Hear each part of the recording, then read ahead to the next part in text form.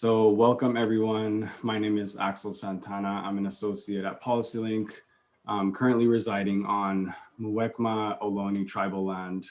And before we get started, I just want to encourage you to educate yourselves about the indigenous lands you reside on, and encourage you to donate your money, your time, any resources you might have to supporting indigenous-led organizations and amplifying the voices of indigenous people leading grassroots change movements in your area and beyond.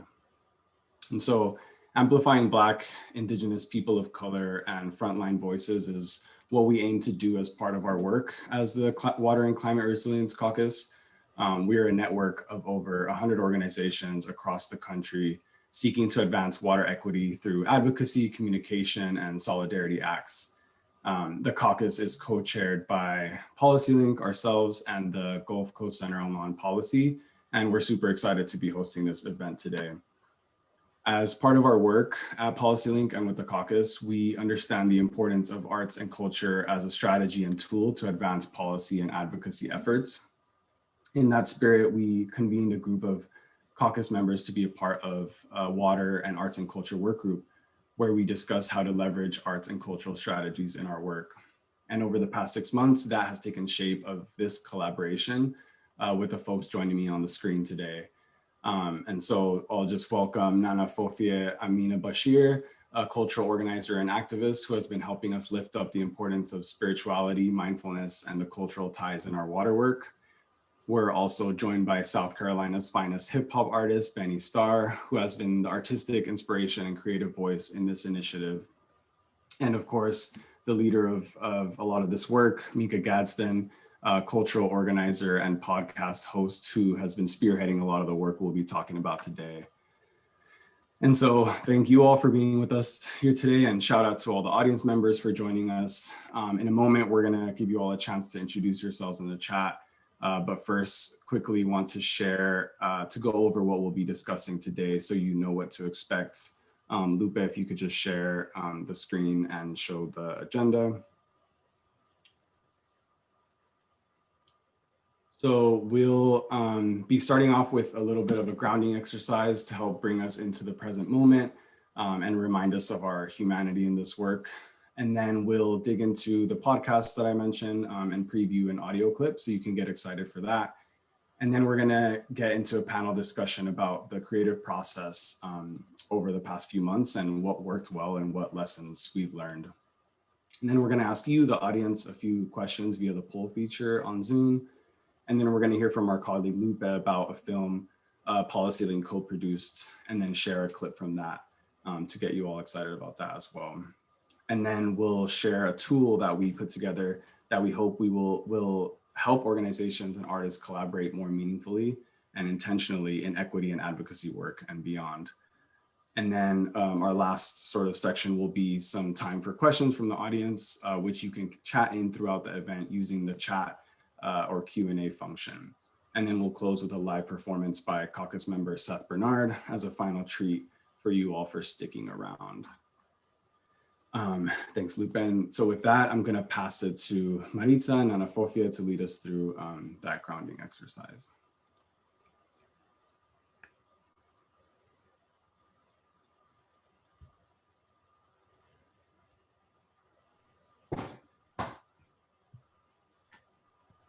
Piali, quali tlaneshli. Nimech tlapalos, nanotoka Maritza Alvarez, na ninechmi tongva atlali. Na nonana wan notonan niech bahasur wan Sonora Mexico chimi wan yaki tlalin. Nanotoka wan notlala nieji eslan Jalisco wan Mishwakan Isharit Gora wan Purepecha tlalin Tlaxcamati. Good morning to everyone. Welcome. My name is Maritza Alvarez, and I'm tuning in from the traditional unceded Tongva territories, otherwise known as Los Angeles. And my family is from Baja Sur, Mexico, and which is Cochimí and Yaqui lands in Sonora. And my grandparents are, my fathers are from Islan, Jalisco, and Michoacan. the Usharik, Kora, and Purepecha lands. So I want to just thank everyone here. I want to thank Policy Link for the invitation and the wonderful work that they've been spearheading. And I'd like to just start out with that land acknowledgement. Really thinking about and praying for those indigenous peoples from the lands that you're tuning in. And as Axel was sharing, not only acknowledging those lands, but also really supporting in the ways that you can, in either supporting their campaigns or providing some type of monetary, emotional, or spiritual support. So, Tlaxcamati to everyone. And I believe that Nana will continue. Nana Fofi. Madasipa, Maritza, thank you. Machim, Escoren, good morning and welcome everyone. I am Nana Fofie. I come, excuse me, here through lineages of the eastern regions, Abreu of Ghana, and Ogaden and Hargeisa regions of Somalia, bringing the east and the west here. We are joining together, Maritza and I, to honor the native people of these lands, the lands that we are on, and to honor the way that we bring in our own indigeneity, our cultural and spiritual lineages to this work. So with that, an invitation to first just ground in this moment, ground in this time, and think about ancestors to call in. And these can be ancestors of the lands, ancestors of your family, in however chosen origin, ancestors of the work that you do to call in. Our wisdom calls on the expansive knowledge that comes before us. Call in teachers who you have held, who you have had. Call in the teachers who you hold now, who are in your communities, the teachers who are unnamed, who are in the front lines, who have been doing this work. And now taking a moment to extend that to thinking about our descendants. As we do this work, we are thinking about our descendants again through chosen origin family, through the lands and lineages in whatever way we hold them, the teachings of our descendants. We're drawing the lines to bring in the expansive wisdom from above and below. So we invite you to ground in, and in a moment, when you introduce yourself, to think about the lands and introduce yourself with the lands that you are on, and also with the stories that you contain. These are the stories that will move this work forward, that will heal ourselves and our lands, that will connect us through arts and culture, through the waters, through the earth. So we invite an introduction thinking about who you are calling into this space, the lands that you are on, and if you can think about a descendant for whom will carry this work and for whom you are doing this work. Land acknowledgements are about stories. This work is about stories, and the water connects us. What are your connections? As we move through this time, I invite you all to ground in the connections. And we say Madasi Pa, which is thank you in Twi. And we invite you to introduce yourselves at this time, taking a moment also to just think about your spirit in this moment and your connection. Thank you.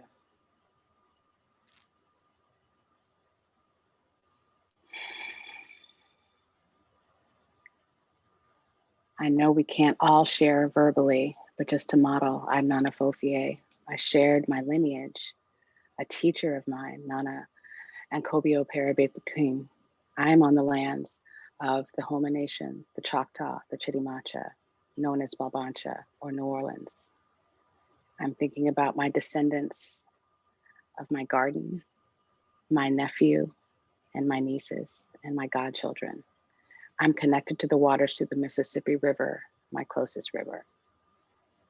Madasi, for taking the time for the grounding.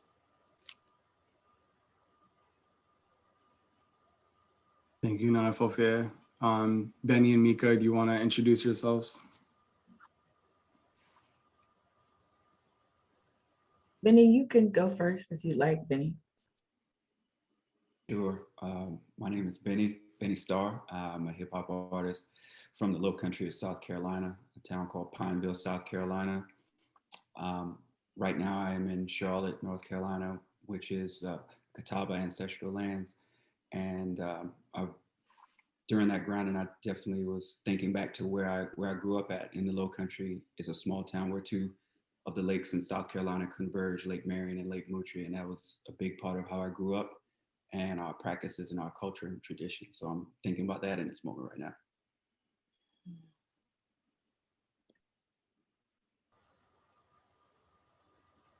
Hello and welcome to everyone. I'm so happy to be here.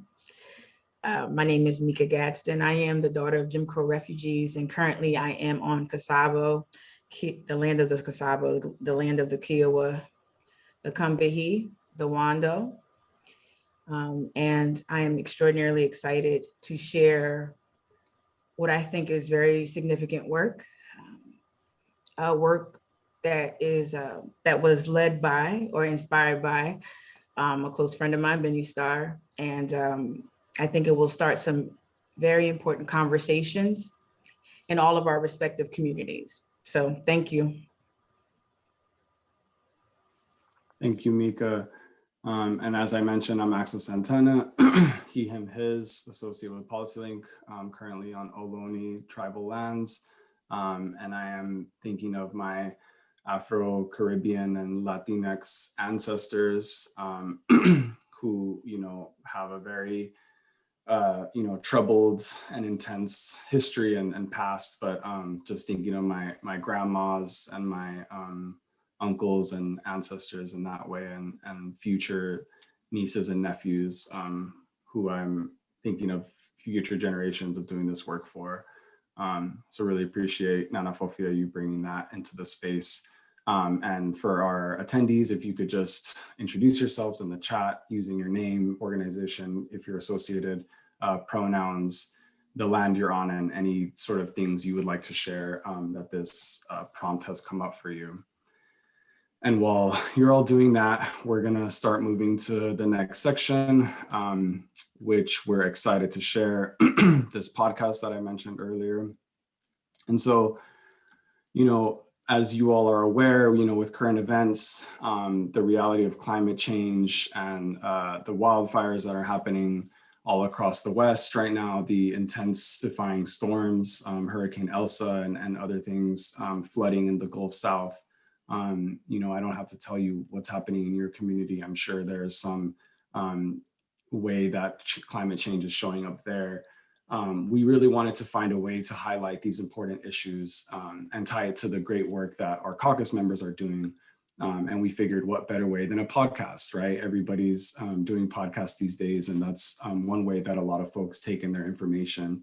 And so we wanted to amplify the voices of our amazing caucus members and take a moment to celebrate what they're doing in their communities to ensure that their folks have clean and safe drinking water, making sure that their communities are climate resilient through droughts, wildfires, hurricanes, and floods, and making sure that residents have access to economic opportunity through good jobs and training programs, particularly in the water and just transition sectors. And so we also wanted to make sure that we highlighted how artists and creatives can be a part of these solutions. We think they bring a unique and out of the box perspective to things that oftentimes get missed in, wonky policy and planning conversations. And so this podcast series is an opportunity to highlight that work. And so now I'll turn it to Mika to say a little bit more about her process and the experience of hosting and putting together this podcast series, which, by the way, we'll be sharing a link to in the follow-up to this event. Absolutely. Thank you, Axel. And Axel, for clarification, would you like me to start sharing parts of the curriculum yet, or is that a little bit later? Yeah, the curriculum will be later. The podcast is now. Cool. So I'm excited to just talk about the podcast. For those who do know me, you know that I am a podcast host. I've been so for a few years. and I'm also a streamer. And it was so, it was great to just, to dig into something that I'm personally interested in, to help forward and advance a message. Through this opportunity, I was able to sit down with some of the most amazing leaders in the space of either advocacy or leaders in the space in terms of environmentalists on the forefront of the fight for water equity and climate justice. And I wanted to share a little bit of some of the conversations. Literally had a dozen interviews and lots and lots of hours of audio to pull from, but I wanted to pull just a small clip from what we captured in these conversations that have taken place over the last several months or so. But also what I thought was important is that while the voices that I'm going to present today in this snippet are of the folks on the front lines, the entire podcast project includes, of course, Benny's music, which is the central theme of the podcast project. It also includes Benny and I having a conversation with local college students here in Charleston, South Carolina. And all of that was intentional. The voices that we all invited were intentional. And very important to this process. It's important that we just look at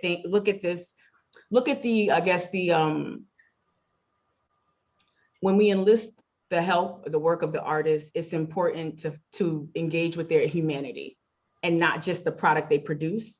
It's important to also lift up the work and the connections and the relationships they forge within their communities and not just what they perform on the stage. And so that's what we try to capture. But I'd like to share some of the voices of folks on the front lines. So you'll hear from Janine Yazzie, you'll hear from Colette Pichon, and you'll hear from Jonathan Nelson, and just hear a little bit of the work that they do on the front lines. And I'm gonna go ahead and share that now.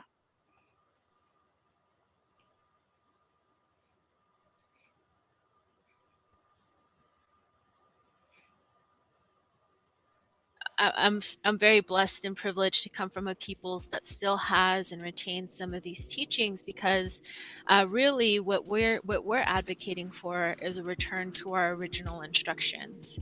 And those natural laws aren't necessarily the same as what's being promoted as rights of nature, because with rights of nature, what you see is this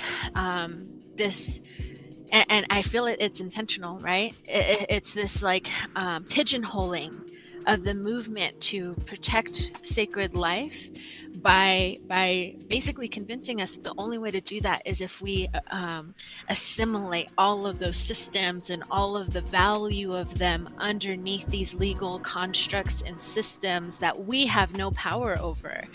The people who are disproportionately impacted from the rape and exploitation of Earth and all of its natural resources. You know, like Black, Brown, Indigenous peoples, we have no say in our legal systems. We're barely even afforded the rights that those legal systems guarantee us in our communities. You know, think about it. If you don't have safe water flowing out of your tap, well, you still need water, obviously.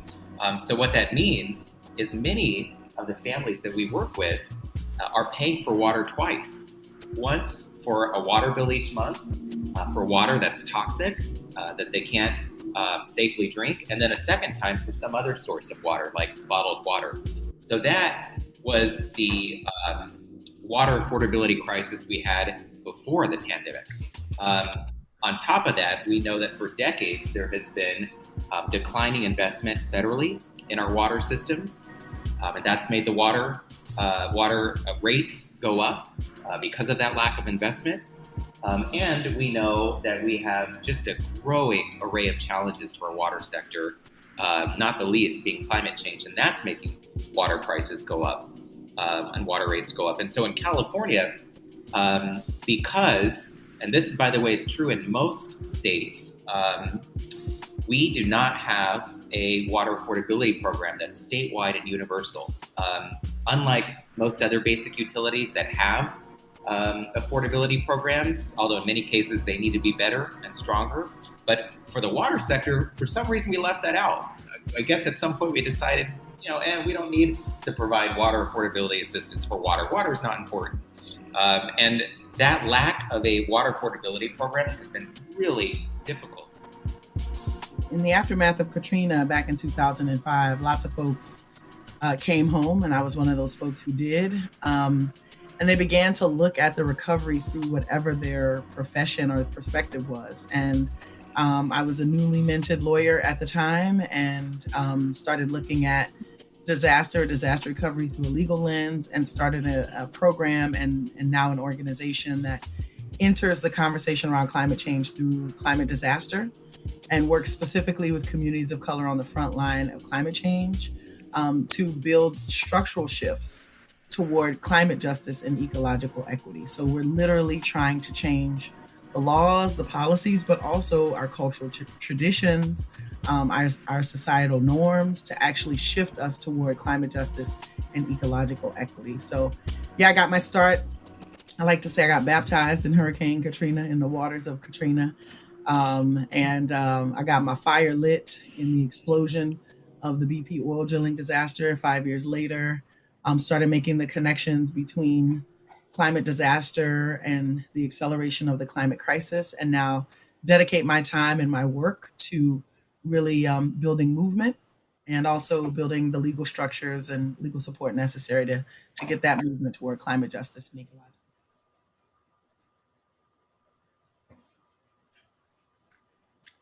And that's just a few voices. Hopefully everyone saw and heard that well. Just a few voices from the podcast series, and there are many, many more. And what was important to highlight in that quick snippet was that the voices came from different parts of the fight for water equality and water access. So just so many amazing people to introduce you to, who employ a myriad of tools to advance this message. Thanks, Mika, and thanks for all your hard work leading that. And just to emphasize that, as part of the caucus, we are focused on those three things that I mentioned around climate level, climate change and sea level rise, flooding and droughts, as well as safe and affordable drinking water, and then workforce opportunities for BIPOC folks in the water sector. And so we tried to highlight those various pieces in our podcast with the different voices from our caucus members and other artists and folks that we're partnered with. So super excited to get that podcast out. As I mentioned, you'll be getting links to those episodes once this podcast is over in the next few days. So look out for a note from us with that, and share with your networks, please. And so with that, we want to have a conversation with our panelists and collaborators about their experience and some of the lessons learned through this process. We as PolicyLink are beginning to work with artists and creatives a lot more. And so we want to keep improving and growing with each experience. And we thought this could be a valuable conversations for other people to hear as well, whether you're an organization who might be thinking about partnering with an artist, or if you're an artist maybe feeling tokenized or taken advantage of by institutions, and how we can talk about how to make the experience better for all parties involved. And so with that, thank my panelists for joining us. I'll just ask everyone to give a brief background of yourself, a little bit more thoroughly than the first introduction we did. So just tell us, the audience, about yourself and your background, and maybe we'll start with Benny. Thank you, Axel. My name is Benny Starr. I'm a hip hop artist from Pineville, South Carolina, which is in the low country of South Carolina. I've been a hip hop artist, creator for 10 plus years. And my journey has taken me throughout South Carolina, and eventually led me back to the low country, specifically Charleston, where 1 week after Hurricane Florence, we debuted and recorded a water album in Charleston, which is my most recent full-length body of work. In the year 2020, I collaborated with the Acres of Ancestry Initiative Black Agrarian Fund to create our first film, co-directed by my creative partner, Roderick Cliche. We are known as Native Son collectively, and we directed Restoration and Concert Film, which was a pairing of art and the stories of Black pig fur farmers in their fight to have their debts canceled, discriminatory debts that were levied against them by the USDA. And currently, I serve as the inaugural artist in residence for U.S. Water Alliance. Thanks, Benny. Excited to hear about your work in a bit. Nana Fofia. Greetings again, everyone. I'm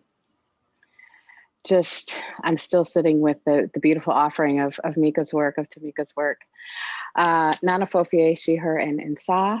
Again, living here in Balbancha, AKA New Orleans.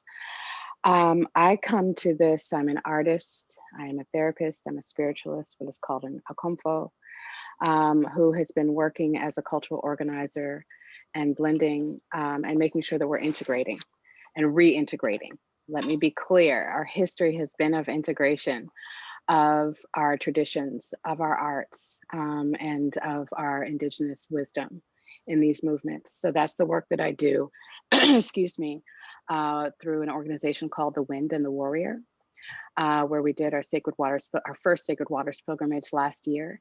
And I also work as an expressive arts therapist, as well as a cultural organizer, bringing and again, integrating the way that we are healing ourselves on personal, familial, community levels, understanding the impacts of society and needing the societal change. Thank you, Nana Fofia. Mika? Thank you. It's again a pleasure to be here, especially in this esteemed company. My name is Mika Gadsden. I am located currently in Charleston, South Carolina, the Low Country. And so a lot of the subject matter that we'll be discussing today is it's important to us all, but specifically to me here living in a coastal city that has had a storied battle in terms of fighting for water equity and water justice. I am also y'all know I'm a podcast producer and host, but I also live stream each morning. And part of what I do in terms of how I communicate or how I create community in Charleston is I'm trying to fill what I feel is a gap here in Charleston in terms of making sure that marginalized voices are represented in the media. And so I do that in a way to reach people in a new way, in a way that's more dynamic than what we typically have access to here. And I'm hoping that I'm reaching a new audience as well through my messaging. And so it's a combination of activism and also talking about current events, but it's all in the effort to create community and to also show and model to other folks that you can create dynamic content, you can dream and create universes that you want to create and live in. You can do that actively, even if it's not uber popular. The act of trying and making the attempt to create community and to communicate in different ways is a triumph. And so that's just a little bit about me. That's beautiful, Mika. Thank you for sharing that. Really appreciate that framing. So in that vein, in terms of your creative process, could you say a little bit about your experience and your process in producing this podcast and the curriculum and how it was either similar or different to past projects you've worked on? Yeah, you know what, I guess the act of recording and having conversations, I use the term, Benny, you're familiar with this, I use the term dancing, right? That's something that's not uncommon or new to me, but this project has been unlike anything else I've ever attempted, in that I get this opportunity to speak to people who are literally changing the world. And I think I understood the gravity of this project. I understood what it would take, what it would require. I had no inclination, or I didn't suspect how moving it would be just to have these conversations and then to go back and to edit and be moved all over again once I re-listened without actively having to, steer a conversation in one way or the other. So I think that for me was a unique and very rewarding experience. The other thing that was, I think that informed the creative process was Axel, you know, you all at PolicyLink and within the Water Equity and Climate Resilience Caucus, you gave me the bandwidth, you gave me the runway to kind of just create this thing without the looming presence of perhaps the tenets of white supremacy. So I was able to create this, and I felt as if I was being trusted with something very valuable and something very important. And it didn't come with a lot of the urgency. It didn't come with a lot of the bureaucracy or red tape. And while there was constructive criticism and critique and collaboration, I felt as if I had the freedom to create something meaningful without some of the other things that we have to contend with. This world is extraordinarily hostile to women, and it's very hostile to Black women in the South who are not serving, who are not actively just handing out our labor, emotional or otherwise. And so to be seen as a creative, to me, that in and of itself was life-changing. And I'll say this last thing, which is so important. Benny, without me meeting you, without you letting me walk on your stage barefoot and host a water album, I wouldn't be here. I wouldn't be here without Cypress Buffman as well. And so it's these relationships and these friendships that I forged without even knowing that this would even be a possibility. These relationships with people who were connected to community, people who had something to say, people honoring what I had to say as well. And so that all is in the curriculum and in the podcast. And you'll hear my enthusiasm with a couple of wows in there that I could not edit out. So you'll hear all of that come through. Yeah, I love that. Thanks, Mika. And I think that's really what we're trying to do here, right? With these relationships, is just decolonize those processes, right? And take it away, take out the white supremacy that we're also used to just navigating and having to deal with. And so I think these conversations are really trying to get at that.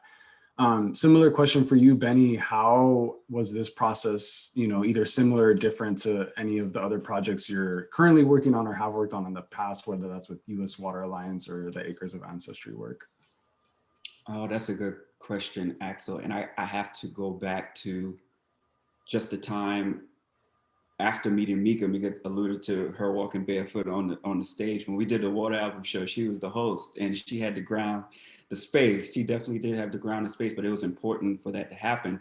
And after that, we forged a friendship, and it taught me a lot of things. It pushed me in different ways. It was like an iron sharpening iron situation, but I learned a lot from that. And one of the things I learned from that, which informs even how I navigate where a viable partnership for me and my work presents itself, is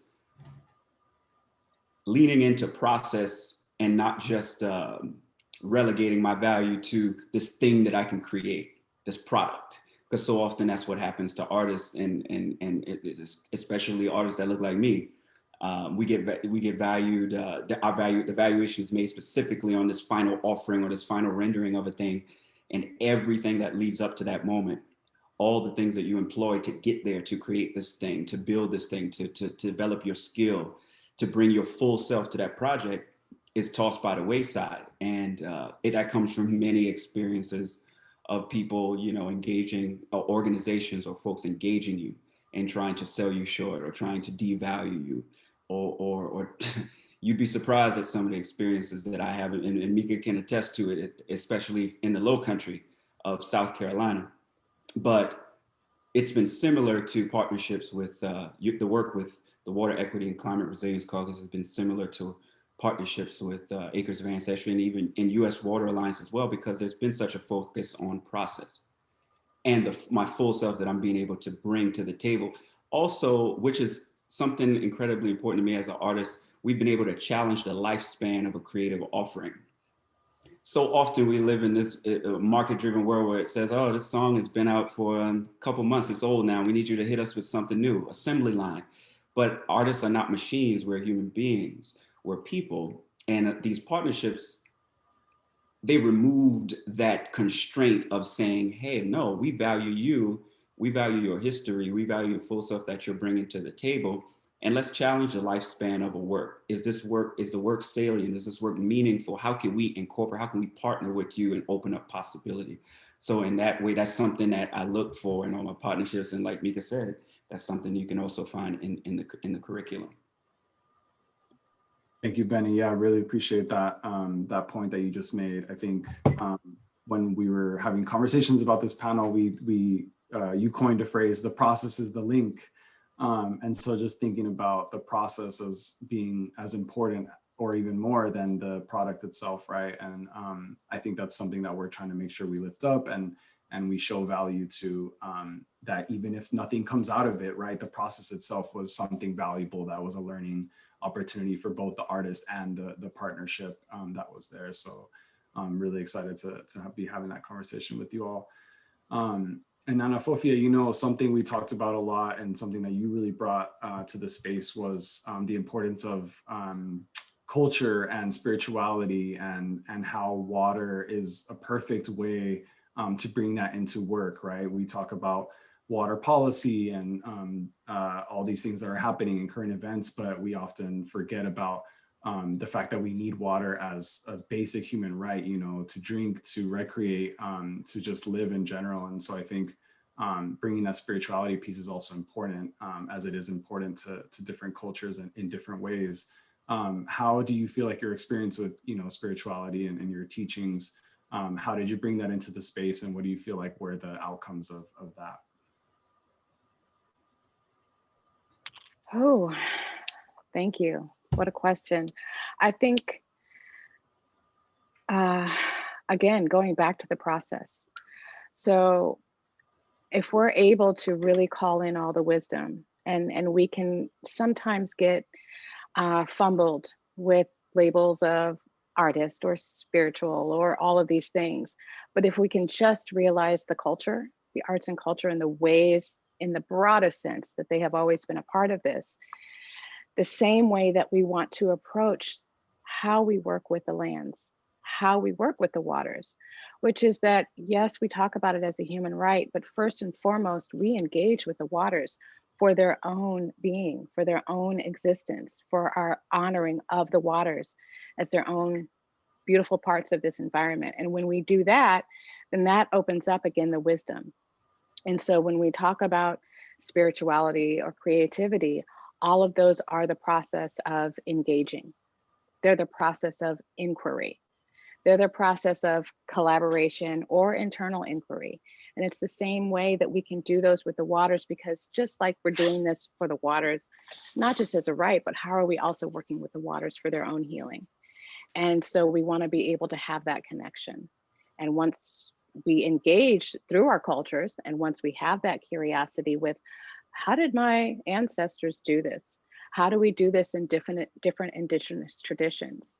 How do I do this when I just walk by the river on a Saturday and that makes me feel good?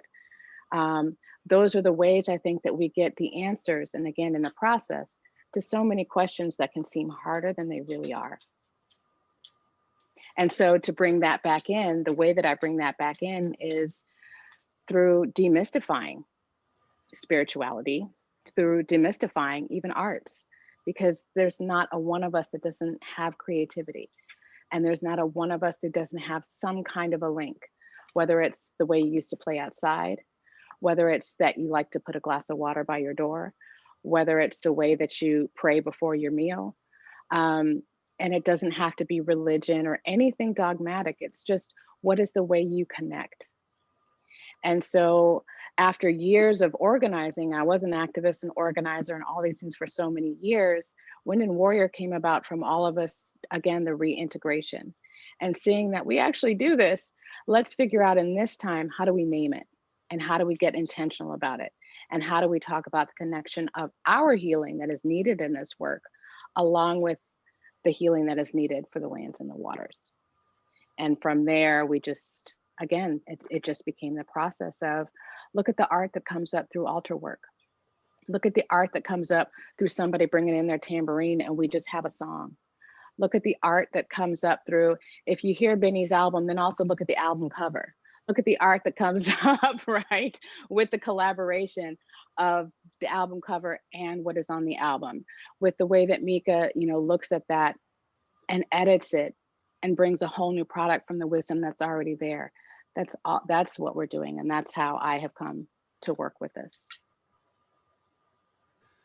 Thank you, Nana Fofia. Yeah, and you brought that into the space and sort of recruited a couple of folks from our little work group who were super excited about that piece as well.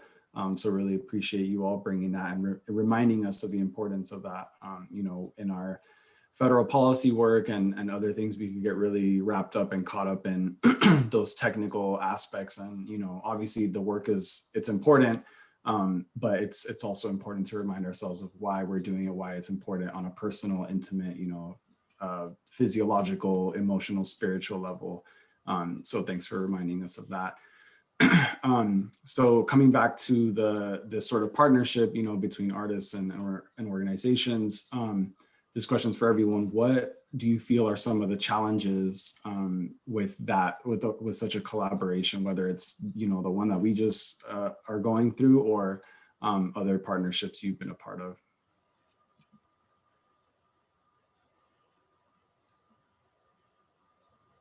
Go ahead, Benny.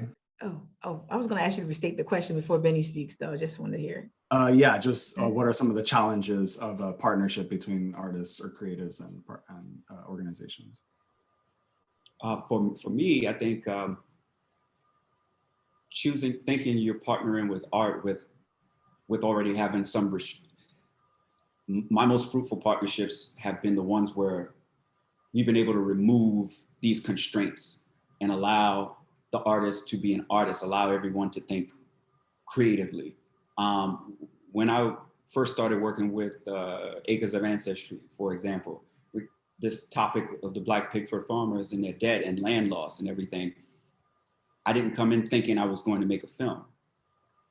But coming in, being able to work with them and having complete buy-in from them that we wanted to activate that creativity and have it rooted in something that we both shared a belief. We both shared this belief in what it was rooted in and how we were going to lift up the story. A lot of the restraints were moved. Let's just be creative. Let's continue to create and see what, and it was a lot of buy-in from us working alongside them, movement lawyering, working with artists, working with the actual farmers to tell their story. How do we express that? How do we tap into cultural touch points?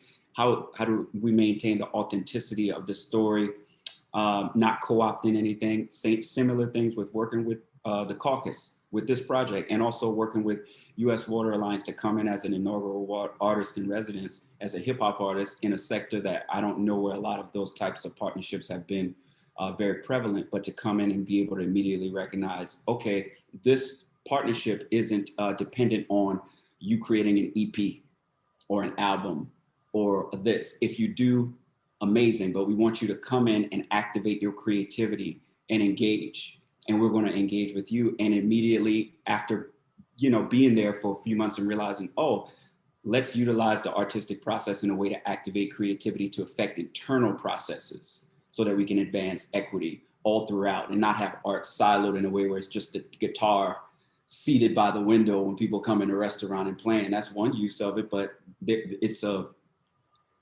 limitless, the uses of art. So that's, and for me, that's one of the things.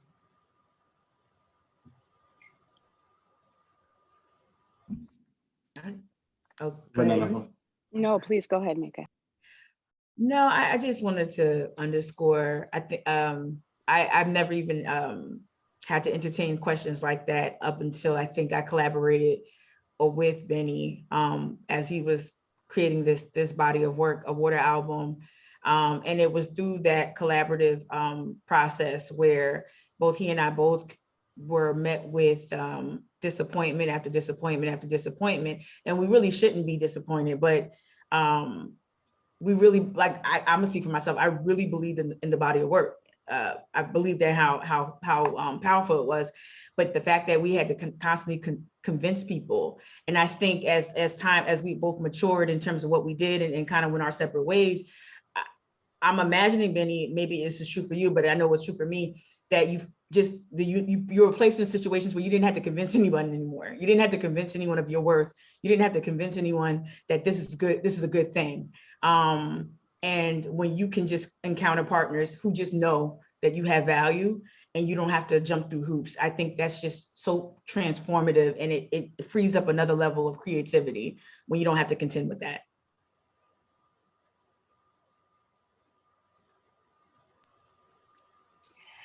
And of course, I'm going to co-sign both Mika and Benny on what they just said, and basically just add my 2 cents. I think in a nutshell, it's that we still have work to do, and we really need to make sure that we are not doing the cliche distillation of decolonize. And again, the process. You know, so one of the things I really appreciate about this caucus is it's the bringing someone in where, how do we make sure that we have that voice that can understand these different sides? And that can bring in those questions that need to be asked to make sure that it's not just about the product, the final product, that it is about the wisdom of the process. And the same thing, for instance, with healing justice or healing arts, as Benny said, people are doing a good job of trying to bring them in, but still bringing them in to sit them over here, and not as the actual information that they offer in the process and in the work and in the grounding of where that even came from. And I think that part is still where we still have some work to do. Thank you, all of you, for sharing. Really appreciate that. Benny, looks like you have something else to add. Yeah, it made me think about it listening to Mika and Nana Fofi. I'm thinking one thing that I've been encountering is the idea, after working with this caucus and working on this project, artists having a creative people, creativity, artists, creators, cultural work, they have an analysis of what's going on. So often when Mika alludes to those obstacles that we were faced with, people trying to devalue who we were and what we were doing, how dare you be a creator or artist or somebody like that and actually understand what's going on? Like, this isn't for you to understand what's going on. We call you in to write a jingle. You know, we call you in to sculpt something. We call you into, and it's so prevalent in the art world. Like, it's so prevalent. And there's even a level to which certain types of art makes it or is considered more valuable than others. And it's these types of partnerships for me have just been really a total 180 from that experience. And I think, again, that's why the curriculum, there was such a need for the curriculum and the work that Mika did on it. So. And Axel, and if I can just add to that, just to be, the same thing applies. And again, I don't have a separation of arts, creativity, spirituality, culture. I personally don't. I know that in some areas that there's a separation, but I just want to be clear, the same thing applies. And so when we do land acknowledgements and when we're working to this decolonization, the same thing applies to when we are bringing in the cultural organizer or the ceremony. You know, that there is also the wisdom in that when you bring that in, it's not just, hey, let's bring this in to put this here. With the artists, with your cultural organizers, it's about making sure that we're getting the entire wisdom of the process and having those voices and that analysis, as Benny said, you know, that view in the entirety of the process. Yeah, thank you. I think those are all important pieces to lift up. So, you know, I talked about the working group that we put together to help us think through and move some of this work. So just asking you all, what do you all feel was the value in having such a little brain trust to be able to bounce ideas off and talk through, you know, once a month with what you're working on and get feedback on? Can I hop in there real quick? I know it's like a jump ball situation. All right, so I want to be real. All right, I didn't know what to expect, and I didn't know how much of my previous, perhaps less fruitful experiences in some similar work, I didn't know how much that really impacted me, and that really my expectations were really kind of low. What I found was that, oh, okay, oh, we're meeting regularly. Oh, okay, we're getting input. Oh, this person does this. Oh, this caucus, this is the purpose of the caucus.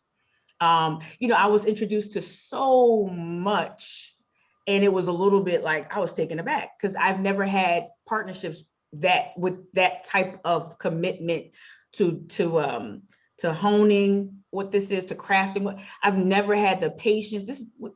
We've been doing this like a year, right? So, and even more than that, if you begin with some of the other work we've done with Policy Link, right? But I've never had anything where we were this patient and this intentional about what voices were added to this project and who we had, like the process of recommending or suggesting guests. At first I was overwhelmed. I'm like, I don't know if I can speak to everybody. I don't know if I can interview everyone, but it was such an important process because it showed me how much work is being done.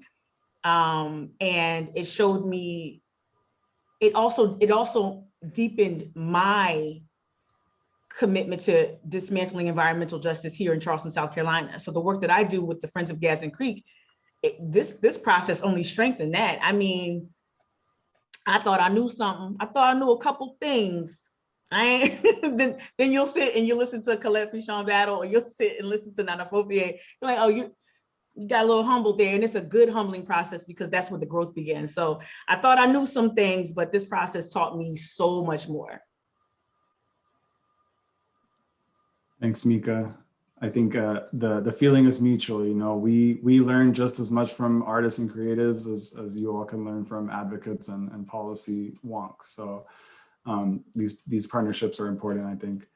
Benny or Nana Fofier want to share? I don't think I could, everything Mika just said, I can't say that any better. For me, in addition to those things, as the creative person, I was struggling a little bit during the pandemic because usually a lot of my creativity, it gets activated by being in the presence of other creatives or other people, period. The conversations, knowing what's going on this part of the country relative to water issues, climate issues, and things like that. And to have a space that took the cap off of what we consider or who makes the rules, as Mika talked about a few days ago, who decides what is creative, who decides what is creativity or what's the creative work that's being done, to see ways in which that creativity, that work, that spirituality was used, how it's been activated, how it's being honored in different parts of the country. It did something for me. It was really filling for me, and it helped fill a hole that I definitely did have during the last year and some change.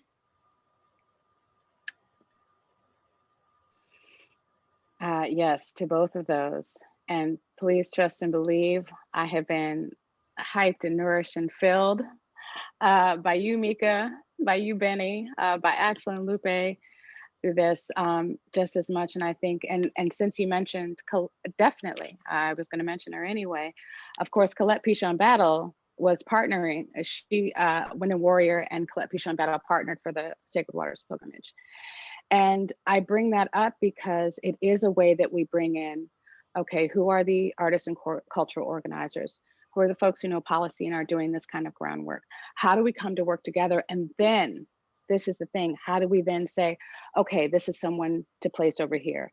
Can you meet these people? It's continuing to build out those networks and connections and making sure that we are saying this voice needs to be here, and making sure that we are forwarding through these connections their work in every step, because we're the ones who know, right? We're the ones who know the artists and the creatives and the people on the ground and the people doing the work, and making sure that every step of our work is including that point of, and this is who needs to be at this table, or this is whose voice you need to hear. I think that is so important, and we need to make sure that we're doing that in all our work.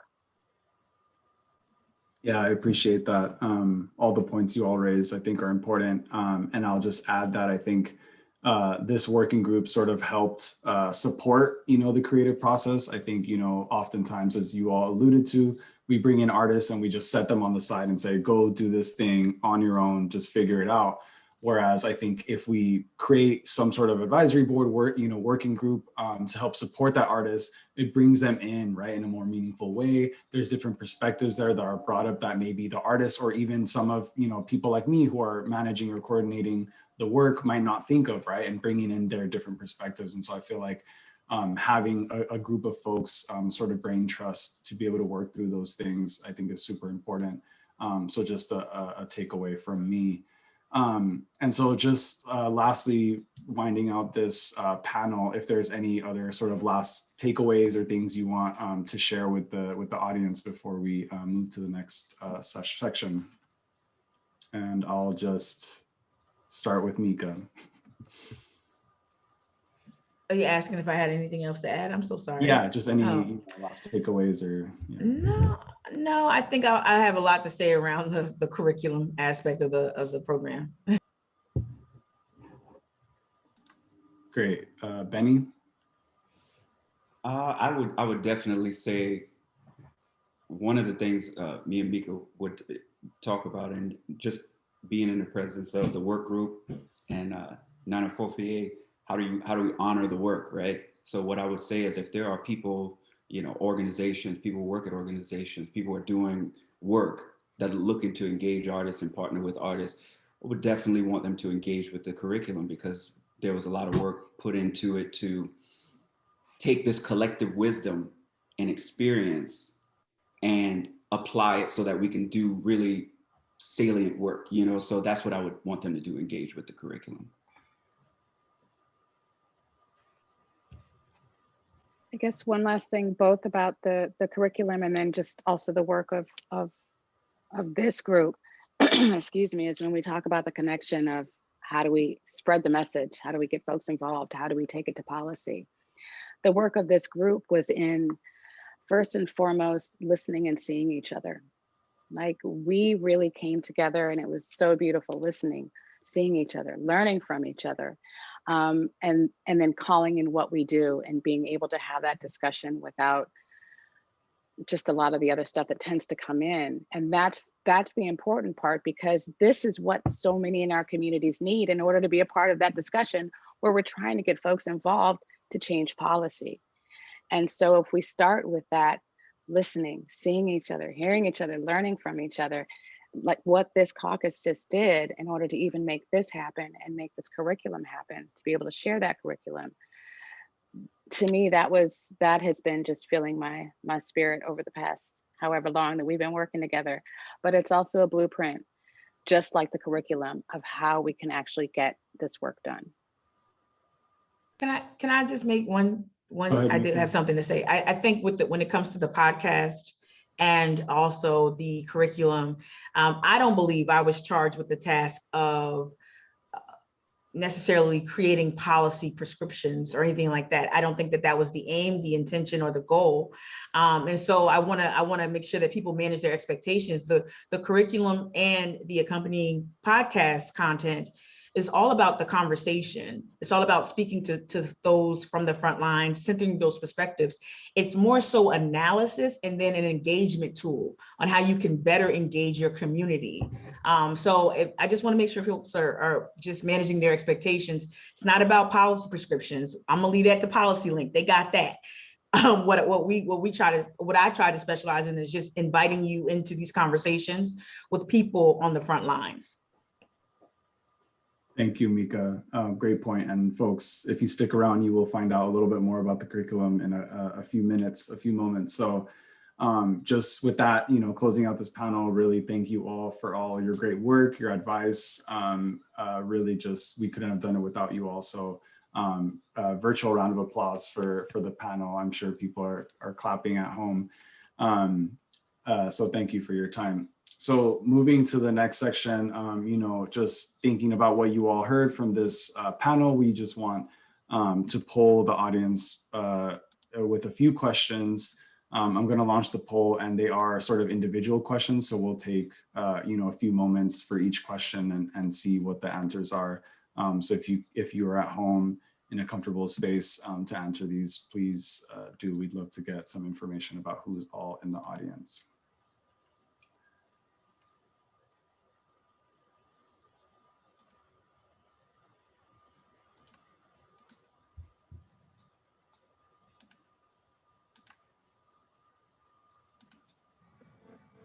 Fine at the resurrection, yeah.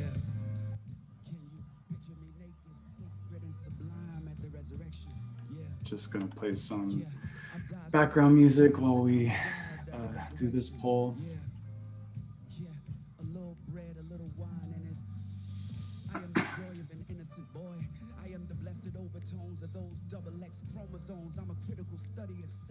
So we have about 65% of folks participating, and it looks like we've got a lot of great creatives, artists, and cultural leaders in the mix. So that's exciting. Glad you all could join. I'll give you about a couple more seconds. All right, gonna end that poll and share the results. So you can all see we have a lot of creatives in the audience. That's exciting, 29 of you. 11 of you identify as artists. I'm sure there are others in the audience who are just shy. And then we got a good number of cultural leaders as well, so that's exciting. Let's see, so now we'll ask the second question. If you don't identify in such a way, do you see the creativity in what you do? So whether you're a policy advocate, you know, equity organizer, whatever it might be, we all have a little bit of creativity in us, and hopefully you leverage some of that in your work.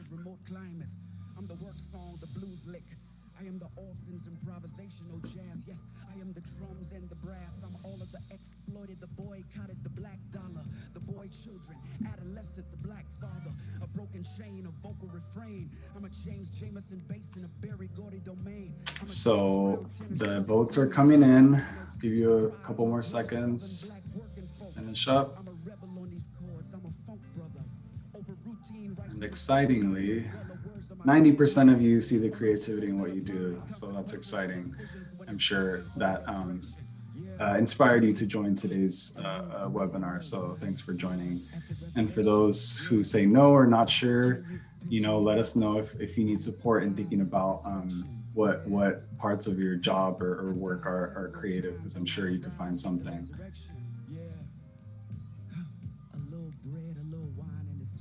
The next question. Do you have experience working with artists or creatives if you yourself are not one, or even if you are one, collaborating with other folks?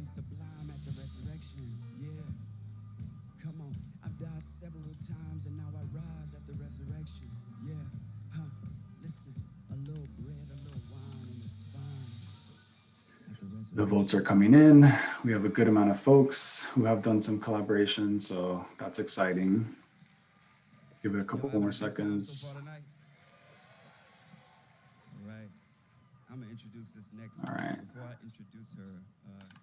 So 90% again have said they've worked with artists or creatives, so that's great. So you all might have some lessons learned and sharings that you could bestow upon us. Maybe I'll ask some folks if there's some high level things that you want to share from your experiences. You can share that in the chat as we finish up this polling. So the last question is, do you have experience connecting your art or whatever creative or cultural work you do to water and land and related climate issues that we've talked about today?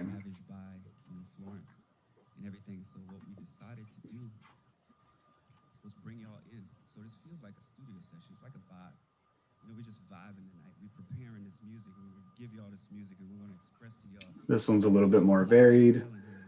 It looks like a lot of folks do not have experience connecting their art to water and land work. So maybe there were some new lessons here in this conversation. So I'm going to end that poll, share the results there. 51% of folks have not connected their work.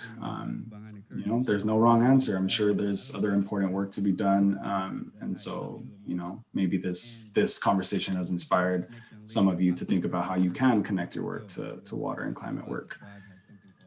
Awesome. So thanks everyone for participating in that poll. We wanted to make sure you were all engaged as well, and we got a little picture of who's all out there in the audience.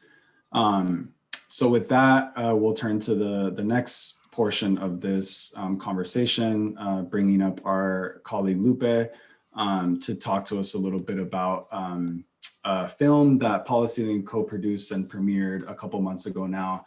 Really excited to talk and highlight another artist we were working with, a scribe called Quest, just as another example of a way PolicyLink and other organizations are collaborating with different artists. He was our artist in residence for about 1.5 years, and helped us think through spoken word performances and other sort of educative and learning spaces in terms of arts and culture. And so with that, I'll turn it to Lupe to say a little bit more about the film and where we're at and share a little clip. Yeah, so I hope by now it's pretty clear that PolicyLink believes that integrating arts and cultural strategies across all areas of equitable development is essential to really unlocking the power and imagination of communities to forge their own paths to justice and liberation. The film Many Fires We the 100 Million was born from an intentional creative and cultural process. It was way over 2 years process, and it was a long journey, and it's a lot of lessons learned. But the film itself is a poetic docudrama about the 1 in 3 Americans, and quite frankly, counting, living in economic insecurity. It follows a journey of poet and activist, a scribe called Quest, as he connects with fellow activists, poets, and the communities they represent, from Oakland to Chicago to Kentucky to his own hometown of New Orleans. Through stories, theater, and poetry, community members grounded themselves in their commonalities and differences and their complex relationship to systemic inequities. For me personally, it was truly an honor to witness this process, and it just really affirms how interconnected we all are. So I'm gonna go ahead and take a pause, and I'm gonna go ahead and share the trailer or the teaser for this film.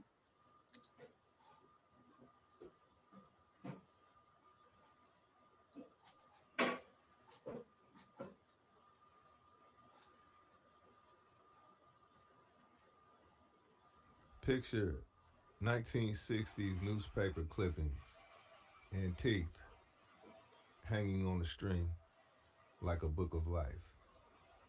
And me in the kitchen with my would-be killer, picking their canines out of a mouth harp, cigaretting a pen, calling Black Fire to prayer. I reckon I need to raise my voice. Maybe it's hard to be heard from down here in the holler, where the sunshine can't sink in until way up past dawn. All I can do is climb to the top of what's left of an ancient mountain, stripped down to the barest bones. Mexican protesters line the port wearing red caps that read, "Make Tijuana great again." An ode to American racism and a revelation of their own. They shout, "Go back to your country, there is nothing left for you here." School buildings turned gutted carcasses, internal organs emptied for market to be sold to lowest bidder, then repackaged, stuffed with implants from foreign bodies. Our children walked into hungry mouths. Because we lit, because we have always been lit, because we are the utility company, have always been of value, have always been of service, have always had a function, have always been a source, have always been an oil, have always been a lamp. We hate when the cops come around. No common ground, only face to concrete. Calling the police is like attempted murder in these streets. Fighting words to say the least. And a Karen, I'll get her ass kicked for playing pretend. Cause they erasing my kin while I'm raising my kin. It's like it's a game and we seem to be the wrong race to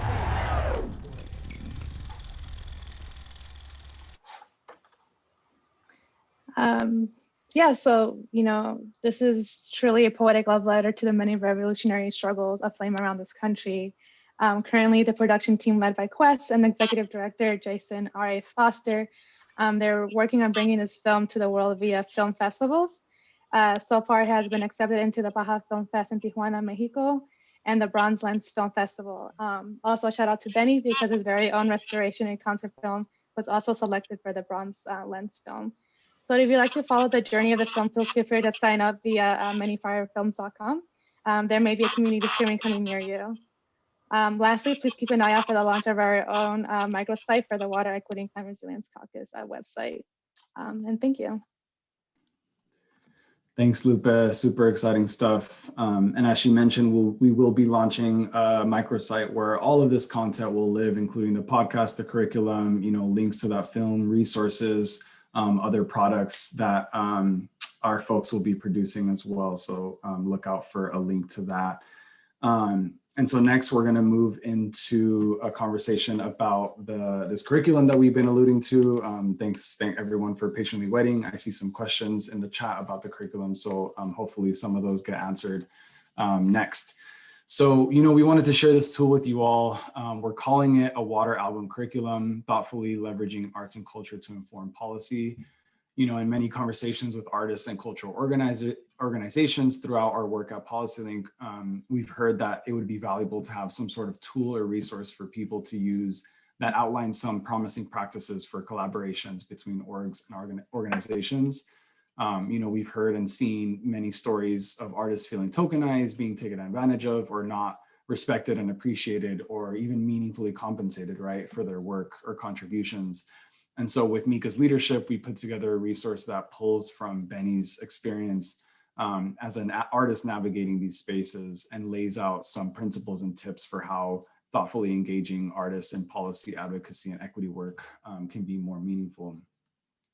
And so we hope it can be a useful tool for nonprofits looking to have an artist in residence, or looking to collaborate with an artist, or for even artists, or creatives who can leverage the tool when seeking partnerships with organizations.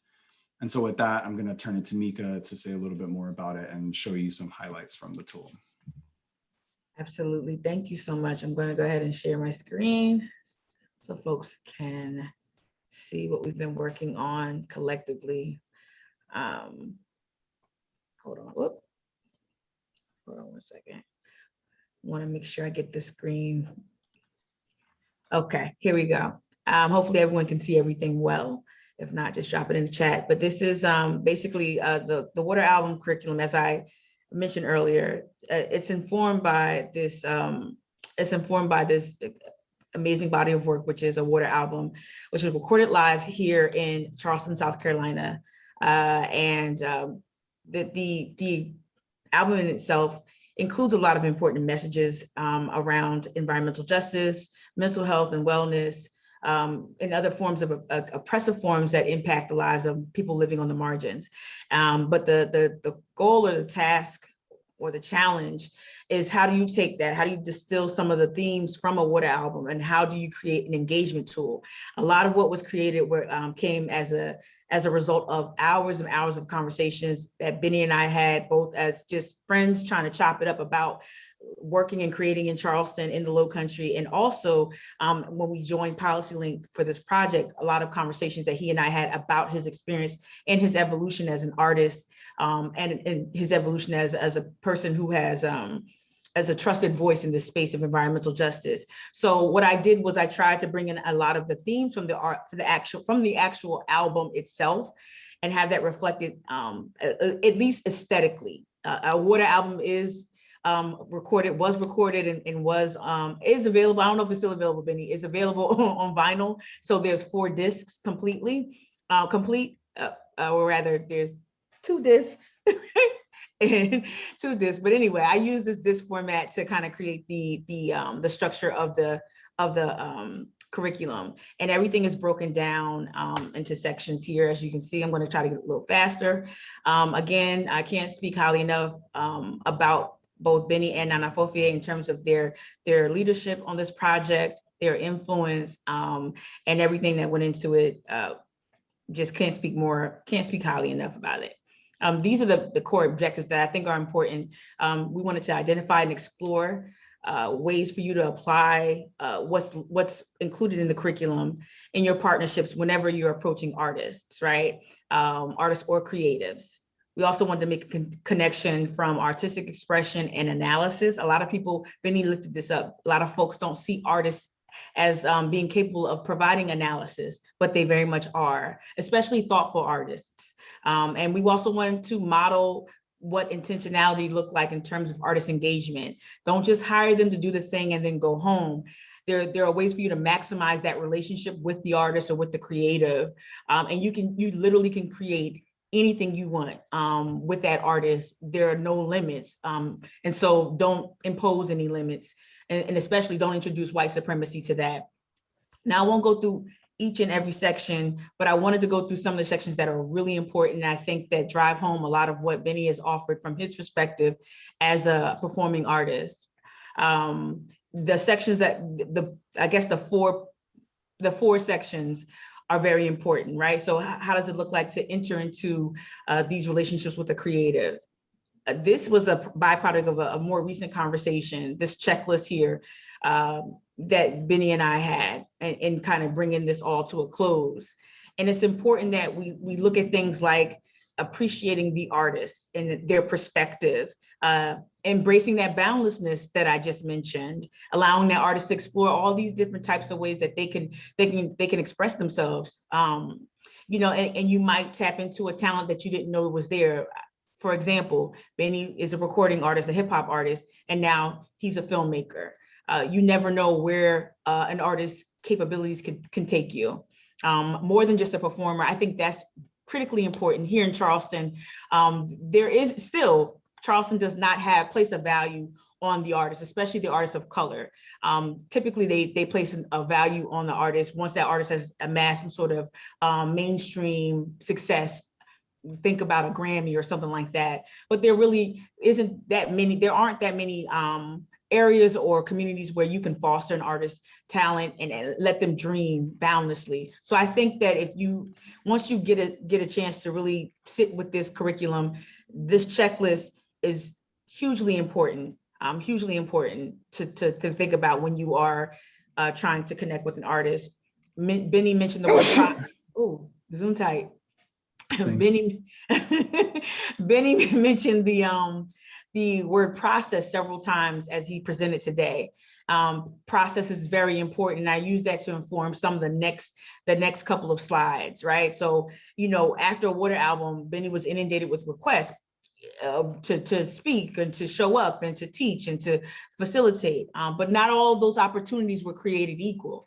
And quite honestly, not all of those opportunities but not all of those invitations really were beneficial to his artistry or just, it didn't really justify collaboration. So I'm sure, and again, I don't want to remove Benny's agency by speaking for him, but from the conversations he and I have had, you know, we had rigorous conversations about which invitations to honor and which ones not to. And so that went into this curriculum as well. And then again, as Benny's work matured and as he encountered other partners that had I would say that had a Black liberation analysis, that had a critical race analysis.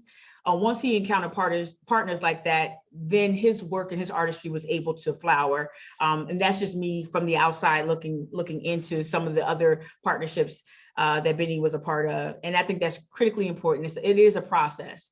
Again, I don't want to spend too much time on the minutia, but this is very important. Sorry, I'm going too fast. This is very important, the Policy Link part. So it was extraordinarily important to include Policy Link in their work, not just with the caucus, not just with the Water Equity and Climate Resilience Caucus, but Policy Link in general has had, I would say, a laudable, I guess, they've modeled what it looks like to show up for artists in very real ways by creating programming that embraces arts and culture. And so what we wanted to include within the curriculum are examples of when Policy Link actually forged these really important relationships, long-term relationships too, nothing short, long-term relationships with both artists, creatives, but also in the community. And so we wanted to outline that within the curriculum here with the Arts and Culture Equitable Development Initiative. And we included links within the curriculum because the documents are still very, very rich and meaningful. And there's so much you can learn from what the work that Policy Link has already led.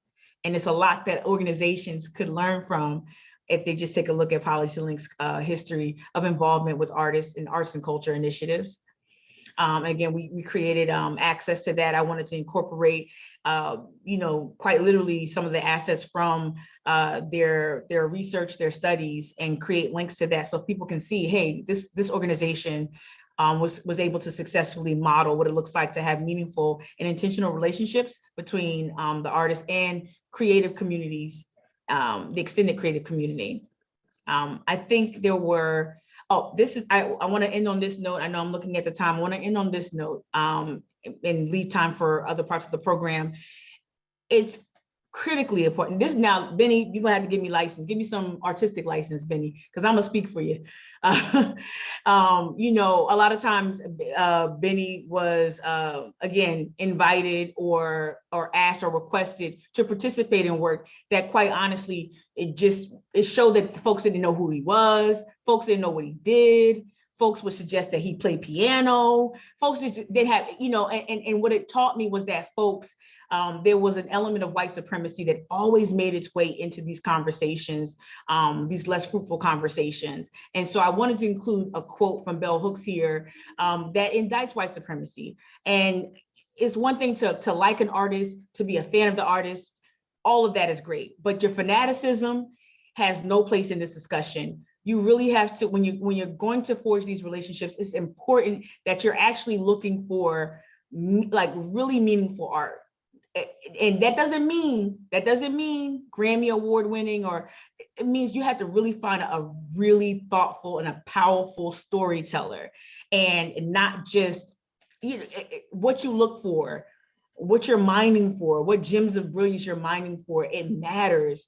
And not all art is created equal. And it was very important for me to include that within the curriculum. I say it again here. Benny's A Water album had all of these tenets that are bulleted here. And I'm not saying that artists have to emulate Benny, but have some substance. And more often than not, people will confuse Benny with another artist because they really didn't value things like what went into a Water album. And so they just thought that he was another hip hop star, and that sometimes he was treated that way. Treated as if his art was disposable, you know, things that I've witnessed firsthand. And so it's important that you're looking for artists that actually have something to say. And these, there are 3 slides in particular where Benny explicitly talks about his relationship with Acres of Ancestry, with Policy Link, and with the U.S. Water Alliance, that I think are very helpful. And I did say I wanted to end on white supremacy. I really do want to end on white supremacy. Oh, I have a YouTube clip here. This is Benny's footage from Benny's, the intro to his album here is also includes a visual, but this last part, decolonizing the process. This is important. This is scholarship from Tema Okun, who I have the privilege of instructing with right now in my professional life. But this could not have, this right here, these things listed here, the snapshot, this is very important. Please reject white supremacy at every turn. It's important to reject things like perfectionism, reject things like a right to comfort, either or thinking, being defensive, the worship of the written word, or even, I would say, Western standards of art and culture. It's super important for you to make sure you do that work before you start to engage in artists, especially in artists of color, especially artists of color from the South. It's very important. I'll just speak from that perspective regionally. That was super fast, but I wanted to just touch on those things and allow some space for anyone else. Thank you, Mika. I think, yeah, thanks for sharing that. I think, you know, we're coming up on time, and I want to make sure we have time to close this container and wrap things up and make sure that folks can get on to their next appointments and meetings. So with that, I'll just say, you know, thanks everyone for joining. Please fill out our post-webinar survey that you'll find in your inbox, and look out for an email with links to everything that we discussed today, including podcast episodes, curriculum, other resources. I know I saw we had a couple questions in the chat box. We will do our best to sort of integrate those into our follow-up email as well, responses to those. And if you're interested in joining the Water Equity and Climate Resilience Caucus, you're not already a member, please reach out to lupe@policylink.org. And with that, you know, we have a spiritual closing going to be led by Nana Fofie, and then we'll turn it to our caucus member, Seth, who's hopefully on, to send us out with the song. So Nana Fofie, I'll pass it to you. Giving thanks for everyone who joined and for all this incredible work. I'm going to pass it back in the ways that we do, in the ways that we honor, to Maritza, to close and lead us in a collective prayer and calling. First, though, I invite us to take a moment of silence. And in this moment of silence, there is the honoring. There is also the calling back again, the connection. When Mika was just going through that curriculum, what connects, a word that connects what we're talking about with arts and culture. And if you're more grounded in climate and environmental work, is to not be extractive, not to just extract what the artist from their grounding, their identity, their community, not to just extract the ritual, the prayer, the ceremony from its tradition, not to extract the lands from their stories and their peoples, not to extract the waters, the oils, to be able to ground in the connections. Of course, in this time, we want to highlight the work being done, stopping Pipeline 3, and in some of the other work that you'll see connected, Caucus will talk about. She's a powerful voice that talks about the connection of how what happens in the north comes down the Mississippi River, of how these rivers, all this work connects. So I'm going to invite just a moment of silence, again, calling back in and giving thanks to your ancestors, seeing where you connect with what was being said today, seeing how you want to be a tributary for the work today, and then what you want to offer your descendants.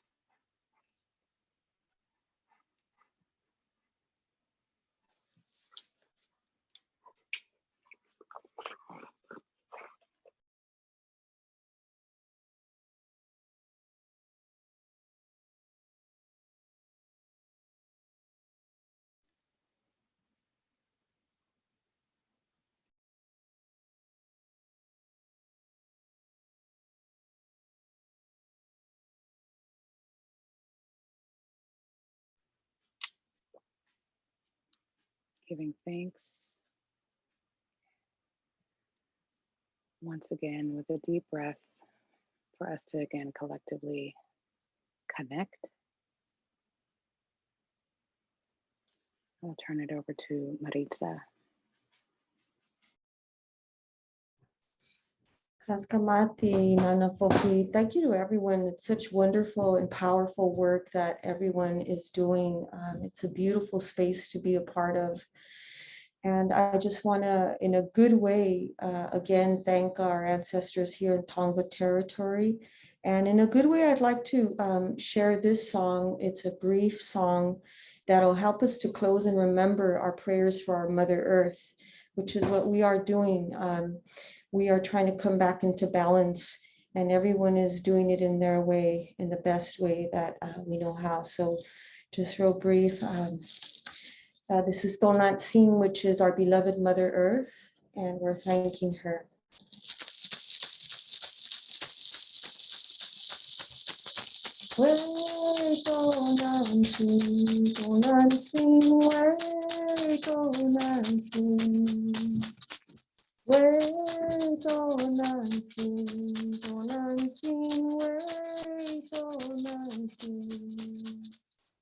Ipanelowani no yolo pati, laslo kamati tonanti. Ipanelowani no yolo pati, laslo kamati tonanti. Way tonanti, tonanti, way tonanti. Way tonanti, tonanti, way tonanti. Ipanelowani no yolo pati, plato kamati tonanti. Ipanelowani no yolo pati, plato kamati tonanti. Let's come back.